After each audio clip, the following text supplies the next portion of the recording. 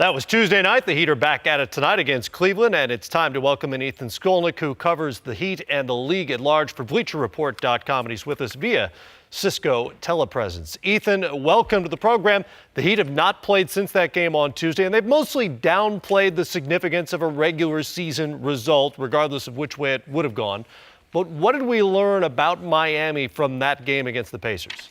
Well, you're right, Matt. I mean, they have downplayed it, and they've consistently done that as the Pacers have kind of played it up. I mean, that entire day in Indiana, Miami players were paying attention to Indiana's comments about it being a championship game, about Paul George being out there and talking about the whole summer he devoted himself to trying to get better for the Heat. But look, I think Miami is not going to make too much of it, but there's clearly some issues they have to address before next Wednesday night and as the season goes on. Roy Hibbert has been the big issue for them. Everybody talks about Paul George's development with good reason, but Roy Hibbert is the problem on both ends for them. I mean, he had 24 points again in that game. He averaged 25 in the Eastern Conference Finals. And then you take a look at what he does defensively. He alters the way that the Heat play. They're going to have to figure out some different things to make it a little bit more difficult for him and try to find ways to get him off the court. Well, and that leads me to my next question, because Hibbert was able to dominate with only a single block on the night. He did it on the offensive end as much as anywhere. How important will it be for Greg Oden or perhaps another big body to be healthy and available should the Heat and Pacers meet, as everyone expects, in the playoffs again this spring? Well, it's really interesting about Greg Oden. We really haven't gotten a chance to talk to him here in the media. They've kind of shielded him from us of late, so we're not really clear on how far along he is. I thought it was really interesting after the game, though, that Roy Hibbert talked about how he's looking forward to playing against Greg. So, I mean, they clearly have looked at it as a situation where they expect him to be out there, but I'm not sure the Heat really know when he's going to be ready. I've always felt it would be somewhere closer to the All-Star break, that maybe they might begin to roll him out. But again, if he's not ready, then Miami's going to have to figure out a way to get by with what it has, and that means Chris Bosh hitting those 20-foot jumpers so that Roy Hibbert has to come out, or they have to change themselves in terms of what they do from a scheme perspective. But right now, Indiana is content to give Bosh those jumpers, take away the threes, take away the inside game. And the other thing is, LeBron was only 4 of 8 at the rim in that game. And again, that's very different from the way that he does against other teams. Well, Ethan, beginning of the season, Coach Vogel has made it very clear he wants Game 7 in Indiana. Mm-hmm. Has there been any talk in Miami where they don't want the Pacers to get too far away from them in the win-loss column? I really don't think they care. I really don't. And talking to these guys, look, they've won on the road in the postseason. They were not the number 1 seed their first year together, the Big Three. They went up and finished Chicago in 5 games when the Bulls were the number 1 seed.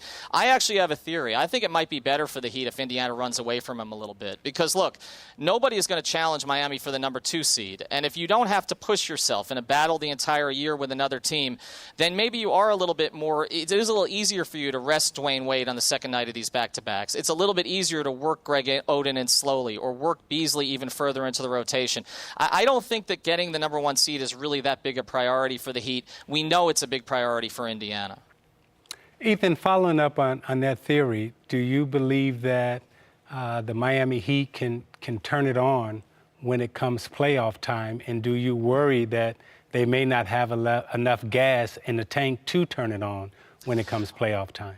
No, it's a great question, Isaiah. I think what it really comes down to is how healthy they are. I still think that's the biggest thing with this team. They can turn it on if Dwayne Wade is right. If Dwayne Wade's not right, I don't think there is another level they can get to. So you figure these first 2 series that they have in the Eastern Conference playoffs are going to be series that they're going to win probably fairly easily if you take a look at the way the East is setting up right now. So the key is having Dwayne ready for late May, early June when you face Indiana. I think that's more important than kind of this idea of, well, when can they turn the switch. The switch that they need to turn is Dwayne Wade being able to play in every game and playing at a high level in every game. And for that, they really just have to monitor him throughout the entire season. I wouldn't expect him to play second night of a back-to-back for maybe the next month or 2. I really think they're going to manage that situation very, very carefully. How is Coach managing that situation in terms of inserting Beasley into that scoring situation as opposed to having Wade? They play a little different with Beasley out on the wing than they do Wade, or do they play just the same? Well, it's interesting about that, too. Last year they had Mike Miller, and when Dwayne didn't play, they would just start Mike Miller in that slot. They only lost twice in the games that Mike played. This year, they've had to make an adjustment. They tried James Jones as a starter. They tried Roger Mason as a starter. And then finally, they went to Ray Allen. Ray was comfortable with it as a starter. They put him in there, and they have Michael Beasley as kind of a scoring option off the bench. They haven't wanted to give Michael too much responsibility so far because they're trying to make him earn it.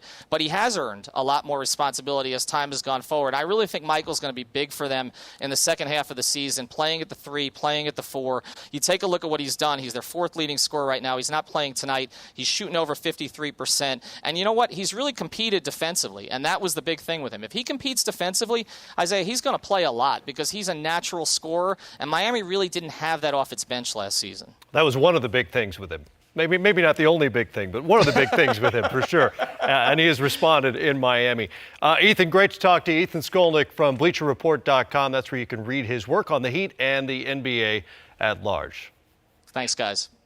All right, more to come, including a look at Kobe Bryant and the Lakers, who are in Charlotte tonight. A game already underway. There's the point guard going to work. And on the other side, he's hearing MVP chants in Portland, and they're resonating around the league. More on LaMarcus Aldridge next.